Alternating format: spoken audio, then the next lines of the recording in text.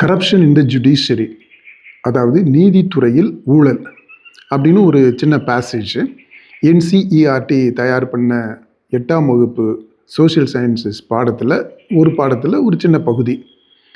Supreme court இதை கடுமையாக கண்டிச்சிருக்கு. இது சம்பந்தமாக ஒரு 4 பாயிண்ட்டை எங்களுடைய கவனத்துக்கு கொண்டு வரதுக்கு நான் விரும்புகிறேன்.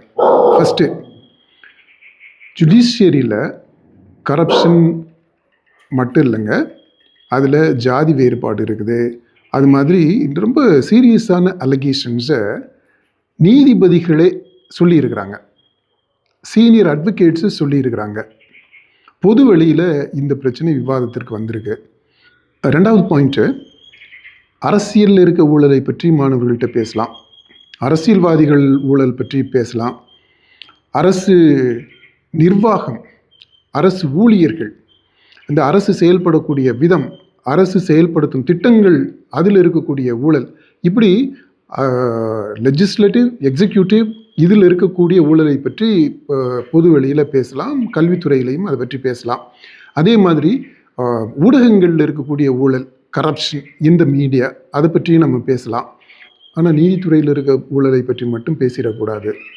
3வது பாயிண்ட்டு, இந்த நீதித்துறைக்கு இருக்கக்கூடிய, நீதிபதிகளுக்கு இருக்கக்கூடிய அந்த ஸ்பெஷல் ஸ்டேட்டஸ் இருக்குது பார்த்தீங்களா, அது எங்கே ஆரம்பிக்குது, எங்கேருந்து வருது அப்படின்னு பார்த்தோம்னா, அது அந்த முடியாட்சியிலேயே வருது.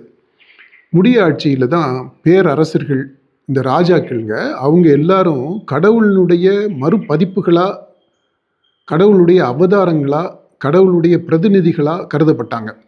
அதனால அவங்க எடுக்கக்கூடிய எந்த முடிவும் எந்த விவாதத்திற்கும் அப்பாற்பட்டதாக இருந்துச்சு. அதனுடைய தொடர்ச்சியை தான் நம்ம இன்றைக்கு இருக்கக்கூடிய ஜுடிஷியல் சிஸ்டம் வரைக்குமே பார்க்குறோம்.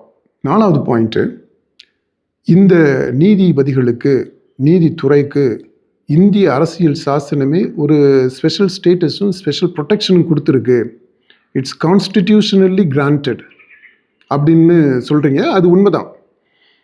ஆனால் இன்றைக்கு இருக்கக்கூடிய சூழ்நிலையில் இந்த ஸ்பெஷல் ஸ்டேட்டஸு, ஸ்பெஷல் ப்ரொடெக்ஷன்றதவே நம்ம மறுபரிசீலனை செய்யணும் அப்படின்னு நீங்கள் நினைக்கலையா ப்ரோ?